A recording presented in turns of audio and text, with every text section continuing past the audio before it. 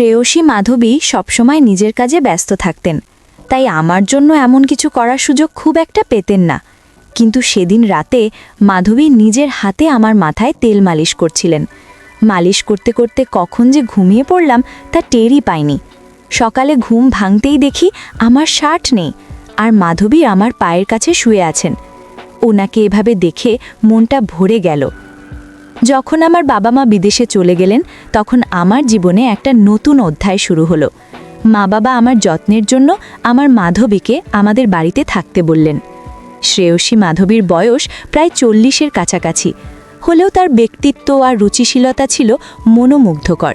তার চালচলন, হাসি এবং কথার ধরন সব কিছুই ছিল একেবারে আকর্ষণীয়। আমি তার দিকে মুগ্ধ হয়ে তাকিয়ে থাকতাম। সত্যি বলতে মাধবী ছিলেন সত্যিই আকর্ষণীয়। তার মুখে সবসময় এক ধরনের অদ্ভুত হাসি লেগে থাকত। আর মাধবী যে আমার যত্ন নিতেন তা এক কথায় ছিল ভীষণ আলাদা। আমার প্রতি তার এমন একটা ভাবনা ছিল যেন আমি এখনও সেই ছোট শিশু, যে প্রতিটি প্রয়োজনের জন্য অন্যের উপর নির্ভরশীল। তিনি আমার খাবার দাবার থেকে শুরু করে পোশাক পরিচ্ছদ সব কিছুতেই নজর রাখতেন, যেন আমার প্রতিটি ছোট বড় দায়িত্ব তারই উপর। অনেক সময় তারই অতিরিক্ত যত্ন আমার মনে প্রশ্ন জাগাত, কিন্তু সত্যি বলতে এর মধ্যে এক ধরনের স্বস্তি খুঁজে পেতাম। সকালে তিনি যখন আমাকে গোসল করার কথা বলতেন, তার কণ্ঠে এক আলাদা ভাব থাকত। বারবার তিনি নিজেই আমাকে গোসল করাতে চাইতেন, যেন বুঝতেই চাইতেন না যে আমি এখন বড় হয়ে গেছি। বন্ধুরা, আজকের গল্পটা অনেক বেশি স্পেশাল, তাই কেউ মিস করো না। আর গল্পগুলো ভালো লাগলে ভিডিওটি লাইক, শেয়ার এবং চ্যানেলটি সাবস্ক্রাইব করো প্লিজ। একদিন মাধবী আমাকে বললেন, তুমি ছোটবেলায় কতবার আমার কাঁধে উঠে খেলতে? আমি একটু লজ্জা করে মাধবীকে বললাম, মাধবী, আমাকে এভাবে লজ্জা দিও না। কিন্তু তিনি থামলেন না এবং গোসলের সময় আমার দিকে তাকিয়ে রইলেন। আমার নাম অর্ণব, আর এখন আমার বয়স 20 বছর। ছোটবেলা থেকে শুনে আসছি মায়ের পরে মাধবীর ঠিক মায়ের মতো। এই কথাগুলো বরাবরই আমার মনে একটা প্রশ্নের জন্ম দিত, সত্যিই কি মাধবী এতটা গুরুত্বপূর্ণ? তবে কখনো ভাবিনি যে মাধবী আর আমার মধ্যে এমন কিছু ঘটবে যা আমি কল্পনাও করিনি। যিনি ছোটবেলায় আমার এত যত্ন নিয়েছিলেন, তার দৃষ্টিভঙ্গি কখন যে এতটা বদলে যাবে বুঝতেই পারিনি। একবার আমার বাবা মা 2 মাসের জন্য বিদেশে গিয়েছিলেন। মা বাড়ির দেখাশোনার জন্য একজন সহকারী পাঠিয়েছিলেন। পরদিন সকালে যখন ঘুম থেকে উঠলাম, হঠাৎ দরজার ঘণ্টা বাজল। যেহেতু মা বাবা বিদেশে ছিলেন, তাই ভাবলাম হয়তো কেউ এসেছেন। দরজা খুলতেই সামনে দাঁড়িয়েছিলেন এক লম্বা, সুন্দরী এবং আত্মবিশ্বাসী মহিলা। তার চোখে ছিল এক ধরনের ঝলক আর মুখে ছিল মৃদু হাসি। তিনি হাসতে হাসতে বললেন, এই বাড়িতে একজন কাজের মহিলার দরকার ছিল, তাই না? আমি তাকে মনোযোগ দিয়ে দেখলাম এবং বললাম, হ্যাঁ, সম্ভবত আমার মা আপনাকে ডেকেছেন। তারপর তাকে বাড়ির ভেতরে নিয়ে এলাম। যখন তিনি ঘরে ঢুকলেন, আমি তাকে রান্নাঘর দেখালাম। তবে তিনি এমনই অভিজ্ঞ ছিলেন যে রান্নাঘরে কি কোথায় আছে তার সঙ্গে সঙ্গে বুঝে গেলেন, যেন আগে থেকেই এখানকার সব কিছু তার জানা। আমি ভাবলাম এটা খুবই ভালো হলো, মা নিশ্চিন্তে থাকতে পারবেন। তখনই মাকে ফোন করে জানালাম যে কাজের মহিলা এসে গেছে। মা এটা শুনে অনেকটাই নিশ্চিন্ত হলেন। আমিও বুঝলাম এখন আর একা থাকার অনুভূতিটা থাকবে না। সারাদিনের কাজের পর সন্ধ্যায় কাজের মহিলাকে ছুটি দেওয়ার সময় এলো। হঠাৎ করেই তিনি আমাকে বললেন, অর্ণব, সকাল থেকে তোমার সাথে আছি, কিন্তু তুমি এখনও আমাকে চিনতে পারোনি। তার কথা শুনে আমি অবাক হয়ে গেলাম। বললাম, আমি জানি আপনি বাড়ির কাজের সহায়তা করতে এসেছেন, তবে আর কি পরিচয় আছে আপনার? তিনি হাসতে হাসতে বললেন, আমি এ বাড়িতে কাজের মহিলা হিসেবে এসেছি বটে, কিন্তু আগে আমাকে তুমি শ্রেয়সী মাধবী বলে ডাকতে। আমার নাম শ্রেয়সী। তোমার ছোটবেলা থেকেই আমি তোমার দেখাশোনা করেছি। আমি বিস্মিত হয়ে বললাম, শ্রেয়সী মাধবী এ কথা বলতেই তিনি আমার হাত নিজের হাতে নিলেন, আর তার স্পর্শে মায়ের মতনই এক ধরনের স্নেহ অনুভব করলাম। আমার মনে অদ্ভুত এক আনন্দের ঢেউ বয়ে গেল। আমি তাকে বললাম, এত বছর পর আপনাকে দেখে সত্যি আমি খুব খুশি হয়েছি। সন্ধে প্রায় 6:30 বাজে, তাই তাকে বললাম, আজকের কাজ শেষ, এখন আপনি বিশ্রাম নিতে পারেন, কাল সময় মতো চলে আসবেন। তখন তিনি বললেন, অর্ণব, আমার নিজের থাকার জন্য কোনো বাড়ি নেই। তুমি যদি আমার বেতনের কিছুটা কমাও তাও সমস্যা নেই, তবে যদি তোমাদের বাড়িতে একটি ঘরে থাকতে পারি তাহলে ভালো হয়।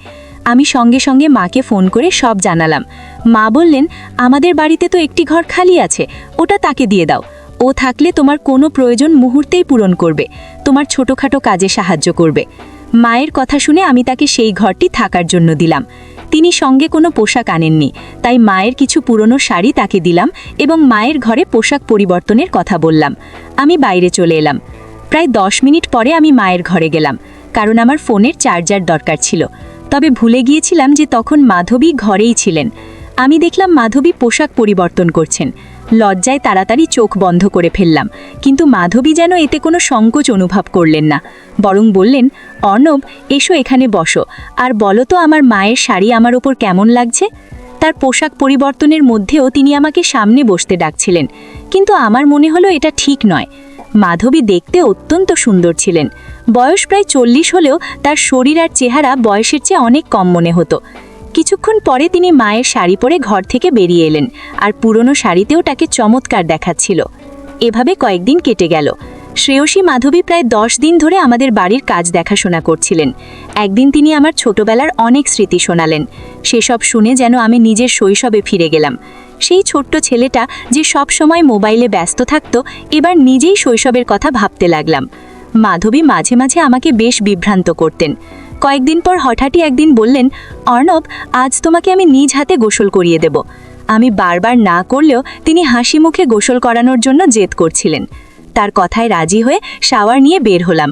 দেখলাম মাধবী আমার ঘরে বসে আছেন। তিনি বললেন, তুমি আমার হাতে গোসল করনি, কিন্তু এখন আমি তোমার ভেজা চুল মুছে দিতে চাই। আমি মাথা নিচু করে তোয়ালে দিলাম আর তার সামনে বসলাম। মাধবী স্নেহভরা হাতে আমার চুল মুছে দিতে লাগলেন।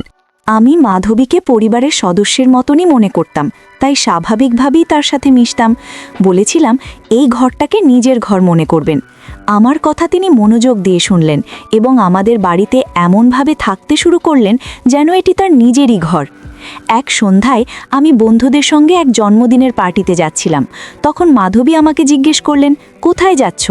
আমি বললাম, একটা পার্টিতে যাচ্ছি। তখন তিনি বললেন, তুমি আমাকে পরিবারের অংশ বলো, কিন্তু একাই চলে যাস, কখনো আমাকে কোথাও নিয়ে যাওনি।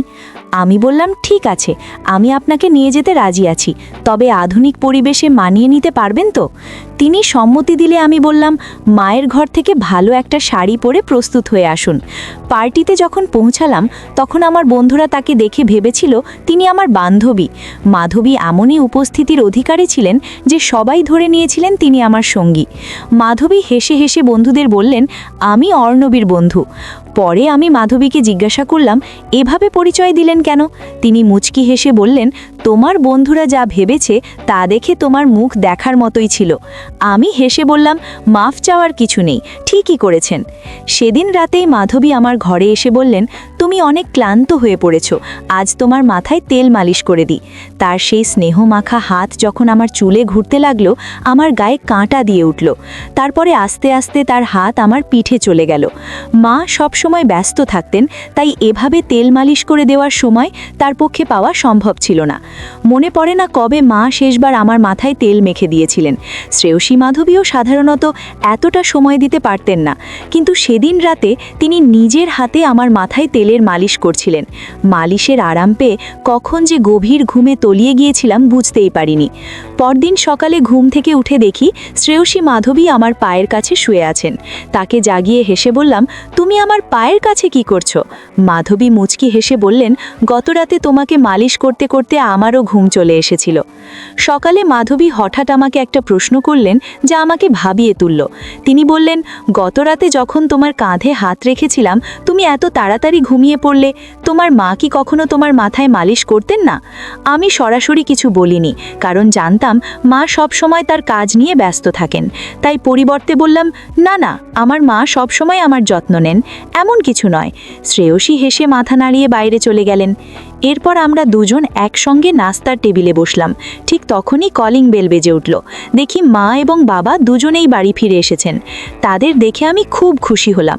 বাড়িতে ঢুকতেই দেখলাম বাবার দৃষ্টি শ্রেয়সীর উপর আটকে গেছে, যেন তিনি তাকে নতুনভাবে দেখছেন।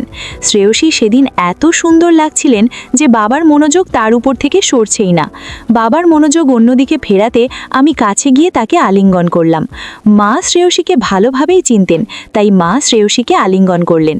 সেদিন রাতে খাবার সময় দেখলাম বাবা আবারও শ্রেয়সীর দিকে অন্যরকমভাবে তাকিয়ে আছেন। কেন তিনি তাকে এত মনোযোগ দিয়ে দেখছেন তা বুঝতে পারছিলাম না, তবে বাবার এভাবে তাকানো আমার একটু অস্বস্তি হচ্ছিল।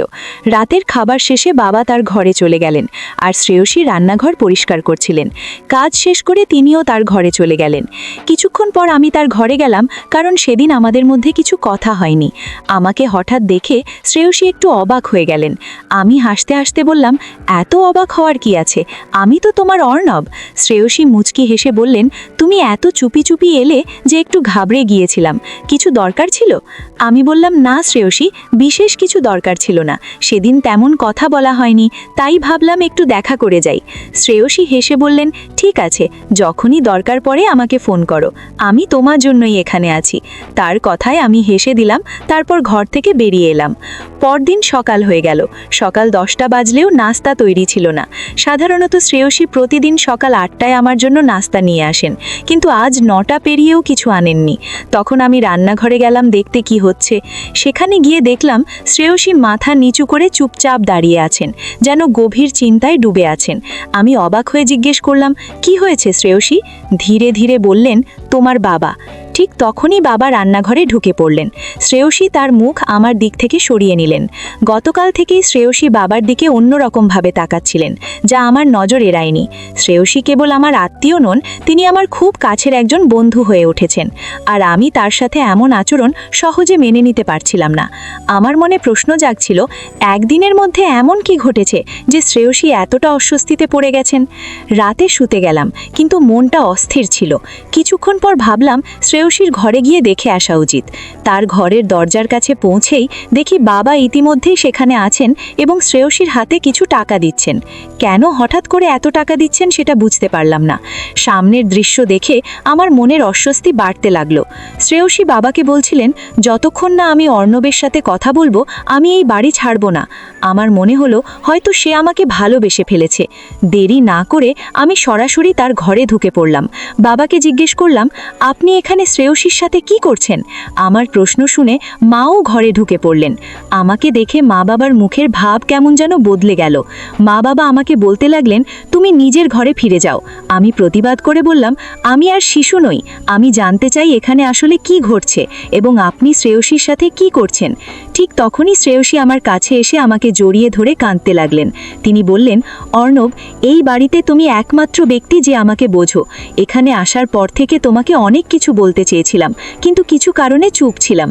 শ্রেয়সীর কথায় আমি অবাক হলাম এবং তাকে সান্ত্বনা দিয়ে বললাম, যদি কোনো নিরীহ মানুষের সাথে অন্যায় হয়ে থাকে আমি তা সহ্য করব না।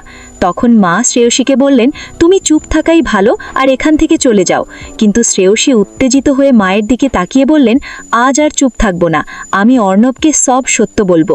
শ্রেয়সী আমার দিকে ফিরে বললেন, অর্ণব, তুমি এই তোমার মা বাবার সন্তান নও, তোমার আসল মা তৃষা। তিনি আমার বড় বোন। কয়েক বছর আগে তিনি এই বাড়িতে কাজ করতেন এবং দুজন যমজ সন্তানের জন্ম দিয়েছিলেন। তোমার বাবা তাদের একজনকে তোমার দত্তকের হিসেবে নিয়েছেন, আর আমি এখন তোমার ভাইয়ের যত্ন করি। তোমাকে ভালোভাবে দেখাশোনা করার জন্য আমি এখানে আছি। এই কথা শুনে আমার মনে নতুন প্রশ্ন তৈরি হলো। আমি শ্রেয়সীকে দূরে সরিয়ে দিয়ে বললাম, আমি আপনার কথায় বিশ্বাস করি, আপনি আমার মায়ের মতোই, তবে আমি নিজের জীবন নষ্ট করতে চাই না। আপনি যা বলছেন যে তারা আমার আসল বাবা মা নন, আমি তা মেনে নিতে পারছি না। তাদের প্রতি আপনার অভিযোগ শুনে ভালো লাগছে না, কারণ তারা আমাকে নিজের সন্তানের মতোই ভালোবাসা ও যত্নে বড় করেছেন। সব জানলেও আমার এতে কোনো আপত্তি নেই, কারণ তারা আমাকে এমন এক জীবন দিয়েছে যা আমি কখনো কল্পনা করিনি। এরপর মা বাবা সিদ্ধান্ত নিলেন যে শ্রেয়সীকে পুলিশের হাতে তুলে দেবেন। তবে আমার যমজ ভাইয়ের জন্য তাকে ক্ষমা করলেন, কারণ সে শ্রেয়সীর কাছেই রয়েছে। কয়েক বছর আগে শ্রেয়সী আমার মা বাবার কাছ থেকে কিছু টাকা নিয়েছিলেন।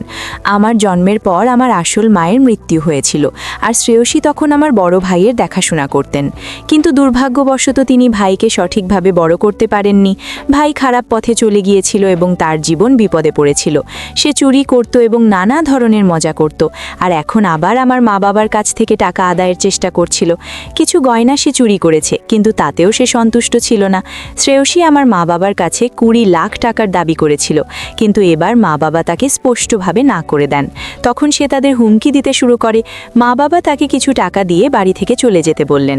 শ্রেয়সী আমাকে নিজের প্রতি বিশ্বাস করাতে চেয়েছিলেন, আমাকে মায়ের বিরুদ্ধে ফাঁসাতে চেয়েছিলেন, কিন্তু তার আসল চেহারা প্রকাশ পাওয়ায় আমার মনের সমস্ত ভালোবাসা ফিকে হয়ে গেল। কয়েক বছর আগে মা বাবা আমাকে দত্তক নেওয়ার জন্য শ্রেয়সীকে কিছু টাকা দিয়েছিলেন, কিন্তু সে সেই টাকা সঠিকভাবে ব্যবহার করতে পারেনি। আমার বড় ভাইকেও সে সঠিকভাবে বড় করতে পারেনি। যদি সে সেই টাকার মূল্য দিত এবং তার যথাযথ যত্ন নিত, তাহলে হয়তো আজ আমার বড় ভাই সঠিক পথে থাকত। কিন্তু শ্রেয়সী তাকে সঠিক শিক্ষা বা দিশা কিছুই দিতে পারেনি। এই কারণে মা বাবা তাকে আমাদের জীবন থেকে দূরে সরিয়ে দেন এবং আমার বড় ভাইকেও দত্তক নেন, নিজের সন্তানের মতো করে বড় করেন। আমি আমার মা বাবার প্রতি অত্যন্ত কৃতজ্ঞ, যারা আমাকে এবং আমার ভাইকে এত সুন্দর জীবন দিয়েছেন। যদি শ্রেয়সীর আসল চেহারা না জানতাম, তাহলে হয়তো তার মায়ার জালে পড়ে আমার জীবন নষ্ট হয়ে যেত। কিছু মানুষ অর্থের লোভে সম্পর্কের মর্যাদা ভুলে যায়। সম্পর্কের মান আর সম্মান রক্ষা আমাদের জীবনের অন্যতম গুরুত্বপূর্ণ নীতি। প্রত্যেকটি সম্পর্কেরই একটি নিজস্ব অর্থ আর উদ্দেশ্য থাকে। সম্মান, বিশ্বাস আর শালীনতা ছাড়া কোনো সম্পর্কই সত্যিকারের অর্থের সুখ ও সন্তুষ্টির উৎস হতে পারে না। এই গল্প আমাদের শেখায় যে পারিবারিক আর সামাজিক সম্পর্কগুলোতে সীমানা মেনে সত্তা ও মর্যাদার সাথে তা পালন করা উচিত, যাতে তা দীর্ঘস্থায়ী ও সন্তুষ্টিজনক থাকে। এই গল্পের মাধ্যমে দেখানো হয়েছে যে পরিবারের সদস্যরা একে অপরের পাশে থেকে সহযোগিতা ও যত্ন নেন। তবে যদি পরিবারের কোনো সদস্য তার দায়িত্ব বা ভূমিকা থেকে বিচ্যুত হয়, তাহলে সম্পর্কের মূল উদ্দেশ্য ক্ষতিগ্রস্ত হয়।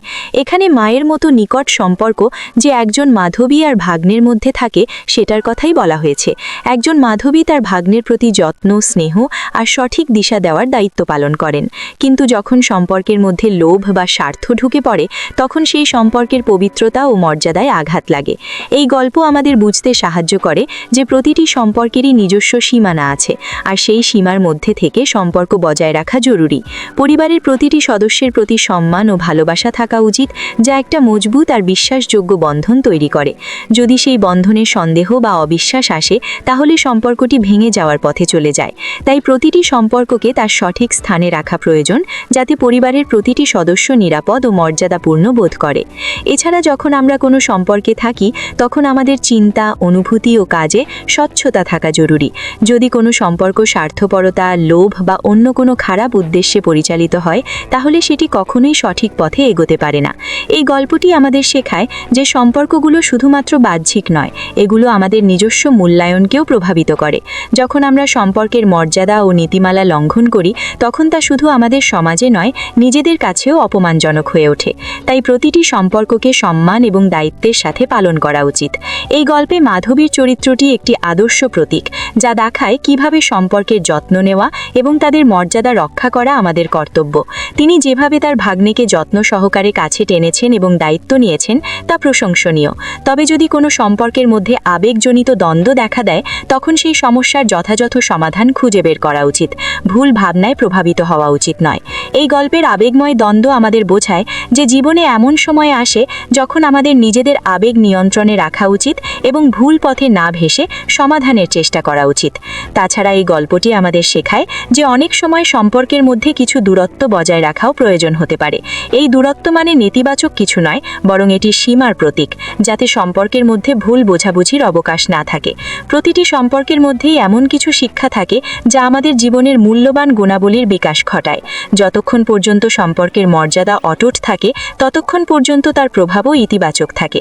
এই গল্পটি আমাদের শেখায় যে সম্পর্কের মধ্যে শৃঙ্খলা এবং আত্মনিয়ন্ত্রণ রক্ষা করা কতটা গুরুত্বপূর্ণ। সম্পর্কের মধ্যে অনুচিত আচরণ বা সীমা লঙ্ঘন শুধু সম্পর্ককেই নয়, আমাদের ব্যক্তিত্বকেও ক্ষতিগ্রস্ত করতে পারে। তাই সম্পর্কগুলোতে সততা ও স্বচ্ছতার মূল্য অপরিসীম। যখন আমরা সম্পর্কের সীমা ও মর্যাদা বজায় রাখি, তখন সমাজে একটি পজিটিভ পরিচিতি তৈরি হয় এবং সম্পর্কগুলো সত্যিকারের আনন্দের উৎস হয়ে ওঠে। এই গল্পের মূল শিক্ষাটি হলো প্রতিটি সম্পর্কেরই নিজস্ব মর্যাদা আছে এবং তার প্রতি সম্মান দেখানো আমাদের কর্তব্য। যখন আমরা এই দায়িত্ব পালন করি তখন জীবনে সুখ আর শান্তি আসে। সম্পর্কের মূল্য শুধুমাত্র একত্রে থাকার মধ্যে নয়, বরং সঠিক চিন্তা, শ্রদ্ধা আর সত্যের সাথে তা পালন করার মধ্যেই থাকে। তাই গল্পটি আমাদের বোঝায় যে সম্পর্কগুলোকে বুদ্ধিমত্তা, শ্রদ্ধা আর সত্যের সাথে পালন করা উচিত, যাতে তারা সব সময় সুন্দর, সজীব আর প্রেরণাদায়ক থাকে। এই গল্পের সারমর্ম এটাই যে প্রতিটি সম্পর্কের মধ্যে একটি সীমারেখা থাকে যা তাকে পবিত্র আর নিরাপদ রাখে।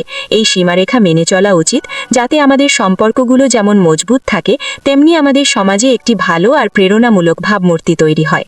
বন্ধুরা, যদি এই গল্পটি ভালো লেগে থাকে তাহলে দয়া করে ভিডিওটি লাইক করুন এবং আমাদের চ্যানেলটি সাবস্ক্রাইব করুন। ধন্যবাদ। দেখা হবে আমাদের পরবর্তী ভিডিওতে।